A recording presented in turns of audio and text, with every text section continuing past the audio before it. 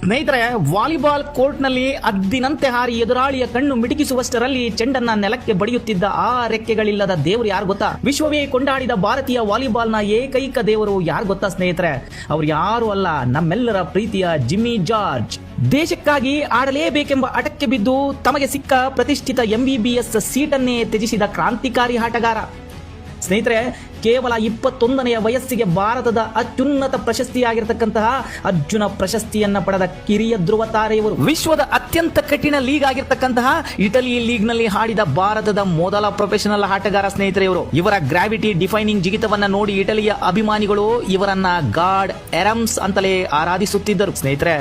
ಆದರೆ ವಿಧಿಯ ಆಟ ಕ್ರೂರವಾಗಿತ್ತು. 1987ರಲ್ಲಿ ಕೇವಲ 32ನೆಯ ವಯಸ್ಸಿನ ಈ ನಮ್ಮ ಧ್ರುವ ತಾರೆ ಇಟಲಿಯಲ್ಲಿ ನಡೆದ ಒಂದು ಭೀಕರ ಕಾರು ಅಪಘಾತದಲ್ಲಿ ಕೊನೆ ಉಸಿರನ್ನ ಹೇಳಿದ್ದಾರೆ. ಇಡೀ ಕ್ರೀಡಾ ಲೋಕವೇ ಕಣ್ಣೀರಿಟ್ಟಿತ್ತು. ಇಟಲಿಯ ಜನ ಇಂದಿಗೂ ತಮ್ಮ ಕ್ರೀಡಾಂಗಣಕ್ಕೆ ಇವರ ನೆನಪಿಗಾಗಿ ಫಾಲಾ ಜಾರ್ಜ್ ಅಂತ ಹೆಸರಿಟ್ಟು ಗೌರವಿಸ್ತಾ ಇದ್ದಾರೆ. ಆದ್ರೆ ಸ್ನೇಹಿತರೆ, ನಮ್ಮದೇ ದೇಶದ ಎಷ್ಟೋ ವಾಲಿಬಾಲ್ ಆಟಗಾರರಿಗೆ ಈ ವಾಲಿಬಾಲ್ ದೇವರ ಕತೆ ಇಂದಿಗೂ ಗೊತ್ತಿಲ್ಲ ಸ್ನೇಹಿತರೆ. ದಯವಿಟ್ಟು ಈ ವಿಡಿಯೋವನ್ನ ಎಲ್ಲ ನನ್ನ ವಾಲಿಬಾಲ್ ಸ್ನೇಹಿತರಿಗೆ ಶೇರ್ ಮಾಡಿ. ಕ್ರೀಡಾ ಲೋಕದ ಇನ್ನಷ್ಟು ಸಾಧಕರ ವಿಚಾರಗಳಿಗಾಗಿ ನನ್ನ ಪೇಜ್ ಅನ್ನ ಫಾಲೋ ಮಾಡ್ತಾ ಇರಿ. ಮುಂದಿನ ವಿಡಿಯೋದೊಂದಿಗೆ ಸಿಗ್ತೀನಿ ಸ್ನೇಹಿತರೆ. ಧನ್ಯವಾದಗಳು.